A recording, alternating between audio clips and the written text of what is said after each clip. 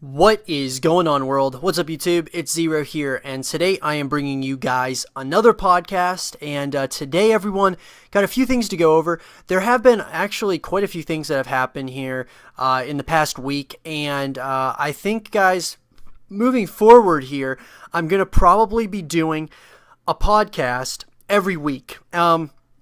That's most likely how it's going to work. I'm probably going to do one each week, and then sometimes I may upload 2 podcasts a week. It just kind of depends on how much news is happening and how many big topics are really happening in the community.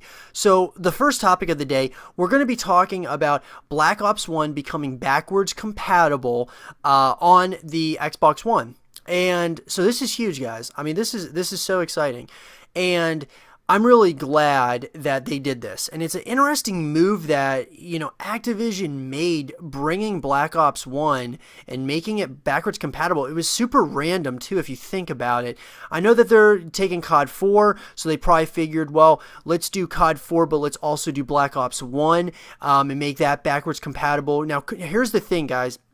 A lot of people seem to not realize this, but backwards compatible and a game being completely remastered are two completely different things. So let's get into that for a little bit.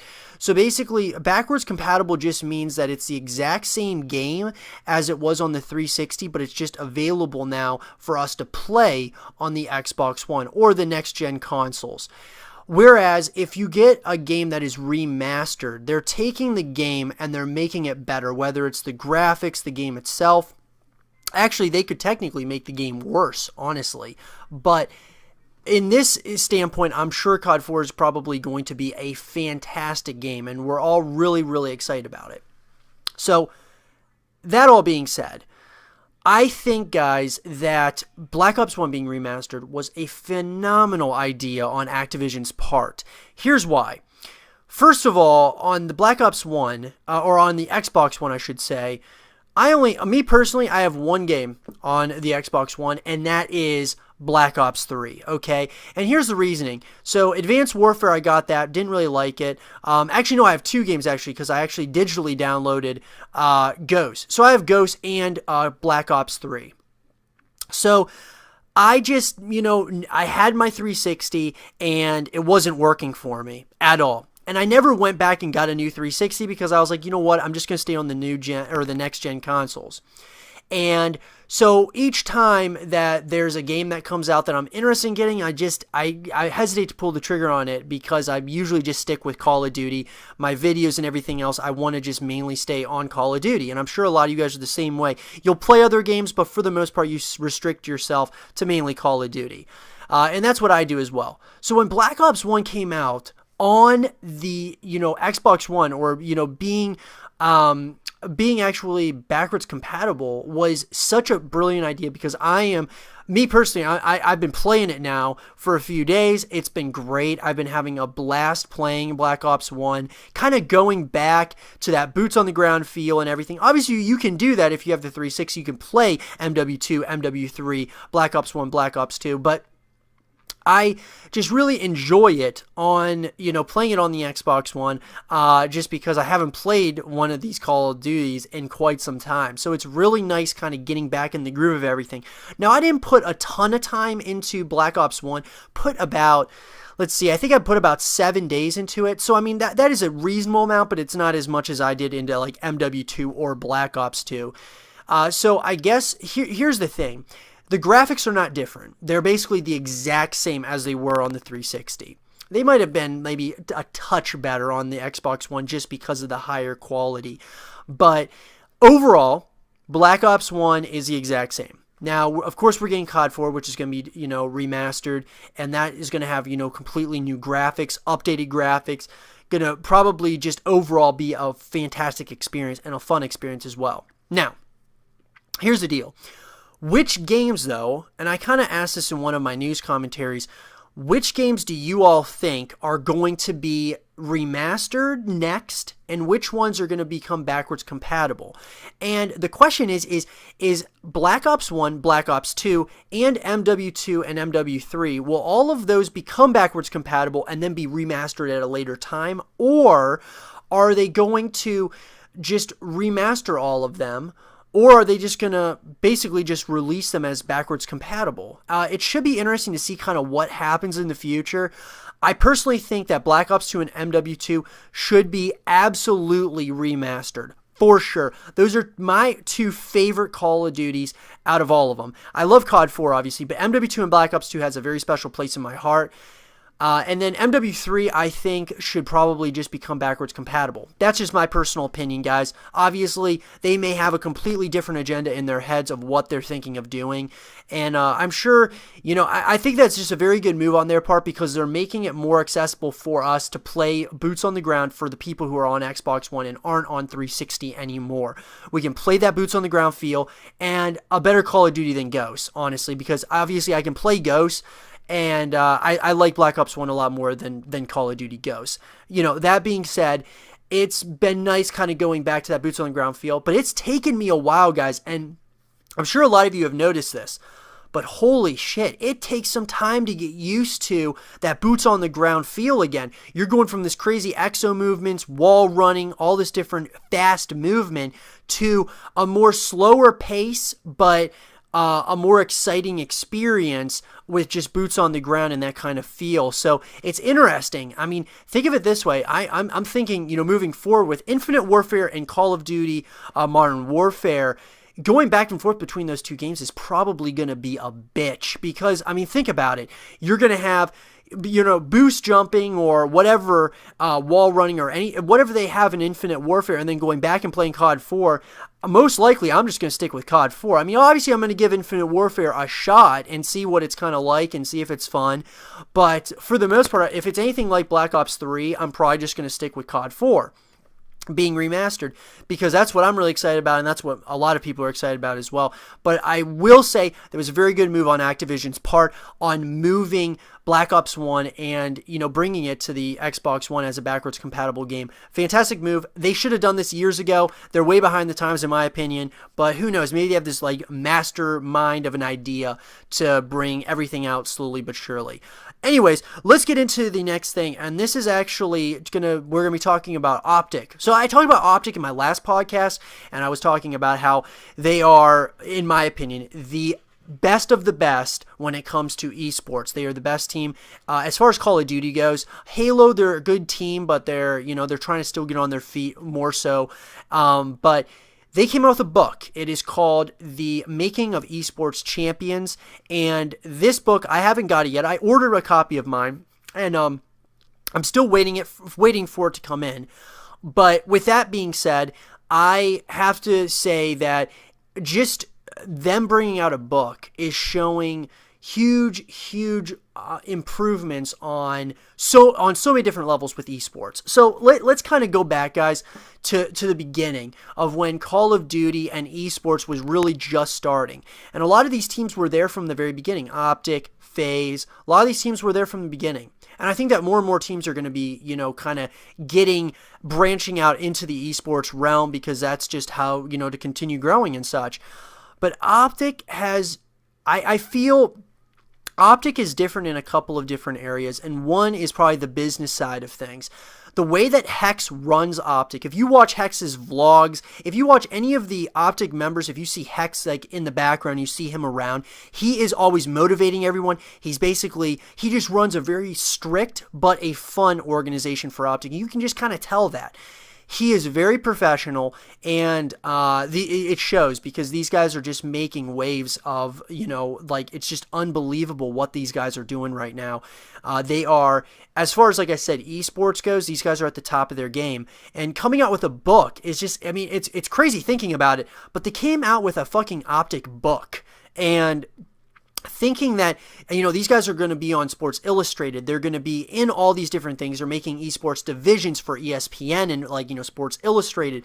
It's unbelievable what is happening here with esports. And OpTic is basically that team that is at the top. They're the ones getting so much exposure from all of this. Now, I'm sure other teams are going to follow suit as far as FaZe goes. I'm sure a lot of these teams are going to be following suit with whether it's, making, publishing books or whatever it is, building new facilities for their members, Whatever the case might be, I just think that it's unbelievable and it's fantastic. And I can really see even other teams that aren't even really affiliated with esports quite yet really jumping in here and doing this. For example, I think Obey, Soar has a Smite team, but I think Soar is probably going to branch out as well into doing more things like Call of Duty based and even maybe Halo based. And Obey, I can see Obey doing that as well. It's almost like one of those things, guys, why not? Why wouldn't these teams kind of branch off their fan base and really start building more and more of an organization? I mean, I know it kind of sounds nerdy to kind of talk this way,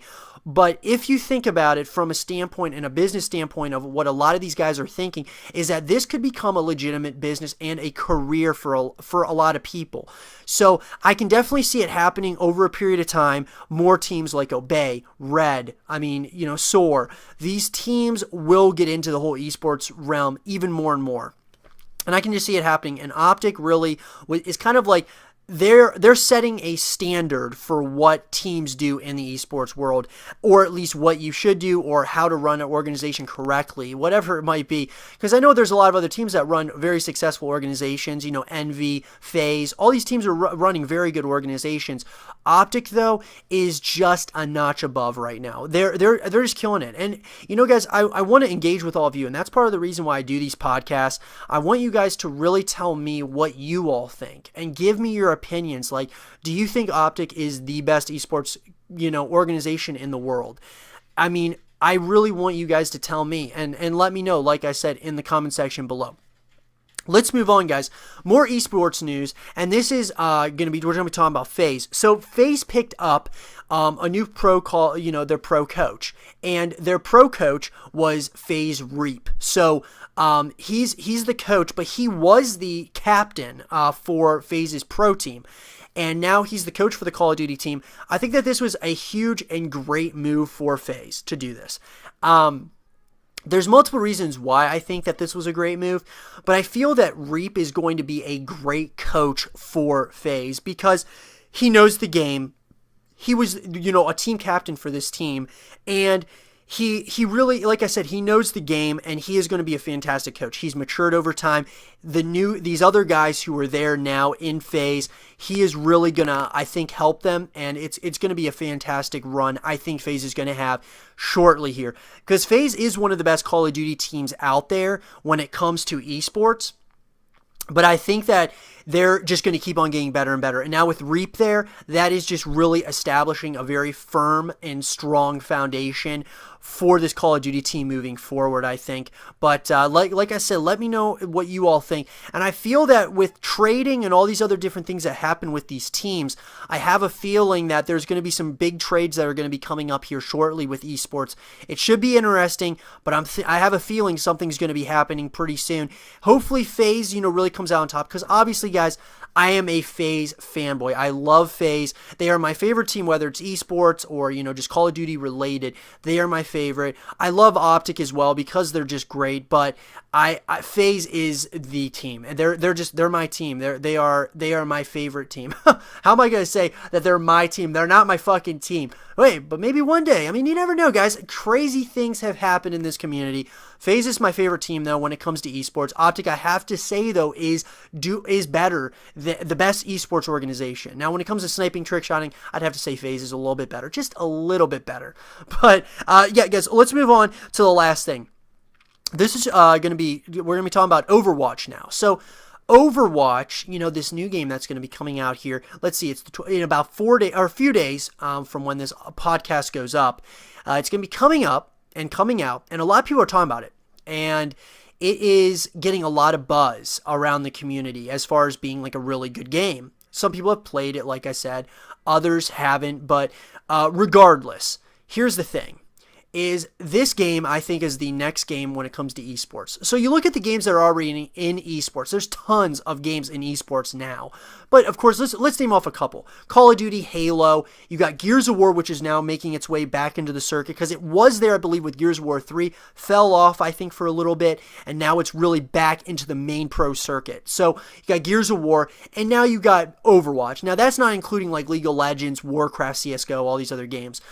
I'm just saying though, guys, Overwatch, I think, just by watching game footage of this game, it is going to for sure be an esports game, and it's probably going to be really good. I'm excited to actually see footage from what people start playing online and such when the game first comes out. I'm thinking about getting the game. I'm probably going to. There's a few games I've been planning on getting. I want to get Doom. I want to get Overwatch.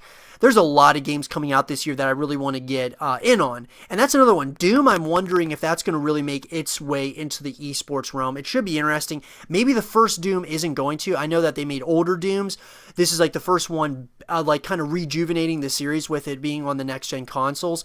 But I would say that maybe if they make another Doom, like a Doom 2 or something, it might go on, to the esports realm. But Overwatch is the next game, guys, I think, when it comes to esports. And the reason why is because Team Solo Mid already is recruiting people for an Overwatch Pro team. Yes, guys, I know that I already said this in one of my news commentaries. This is big news, though, guys, that they are going to be picking up people for the esports team, and that's huge. I mean, that is fucking huge. I really think that that's gonna be great, honestly, for esports in general, because it's even expanding more to a wider range. Who knows though? I'm interested to see with our community and the Call of Duty community.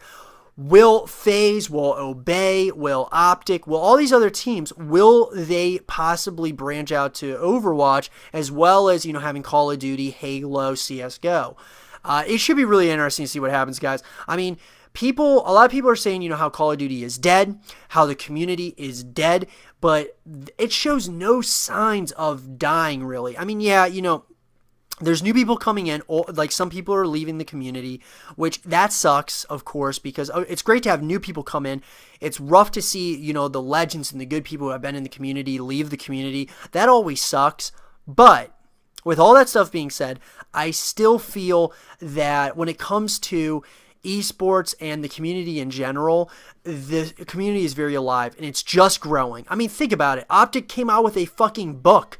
They published a book. That is insane, guys. I mean, just like wrap your head around the idea that they came out with a book.